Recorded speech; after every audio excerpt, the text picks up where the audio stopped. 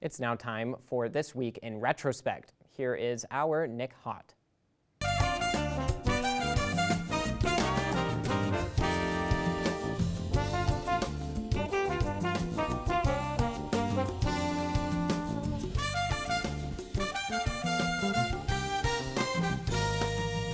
This week on Retrospect, we travel back to 1991 for a look into a spooky Friday the 13th, along with the release of the new Nightmare on Elm Street.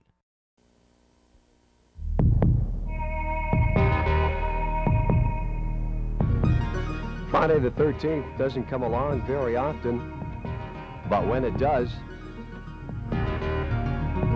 Boulder City residents begin to do things differently. That they're scared unfortunate things will happen to them. Step on cracks or come across black cats.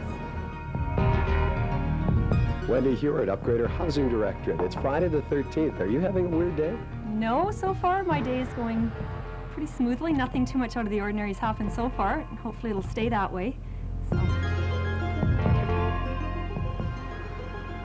Mr. Fire Chief Ted Gustafson, it's Friday the 13th. Anything weird happened to you today? No, it's a great day.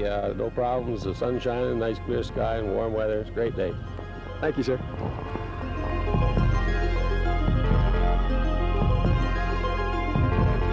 Not everyone thinks Friday the 13th is an omen. There's an astrologer in Pennsylvania who says today is going to be a lucky day for some people. But if you're in the border city and you're looking for a good scare, the latest Nightmare on Elm Street starts. It's in 3D, and it's just like being there.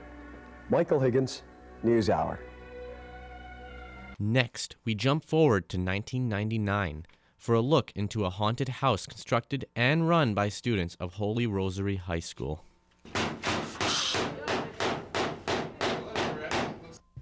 With Halloween a few days away, there's just enough time to take in a few last-minute events. Students from Holy Rosary High School were busy working on their annual contribution to the Lloyd Mall. Well, what we're doing is we're setting up for our haunted house. So we've run a haunted house for probably about the last 7-8 years. Sometimes at the mall. We originally started at the Spookorama when we had Spookorama in Lloyd, I guess back in 91, 92, and so on. So it's kind of progressed along, adding a little bit every year. The haunted house is set up with medieval stockades, a guillotine, and several other scary effects. Students will be running the house on their own for the next few days. All the kids come out in costumes. Some of the students will work inside the house, and some of them will work outside. There'll be face painting as well as candies and gift bags and so on. The mall merchants have donated candies and things like that, so it's a partnership. It's also a good alternative to keeping trick-or-treaters off the streets. There's a lot of trouble around sometimes, and gives them something to do so they're not getting into trouble. Students will be back in full costume this evening from 4 until 9 p.m. Construction and decoration should be completed by then, and they'll be ready to take you on a frightening tour of their haunted house. Rochelle Chandria, NewsHour.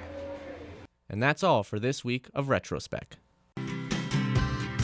Retrospect is brought to you by Webb's Machinery. Find New Holland products at Webb's Machinery, your dealer in Vermilion, Vegreville, Lamont, Wainwright, St. Paul, and Consulate.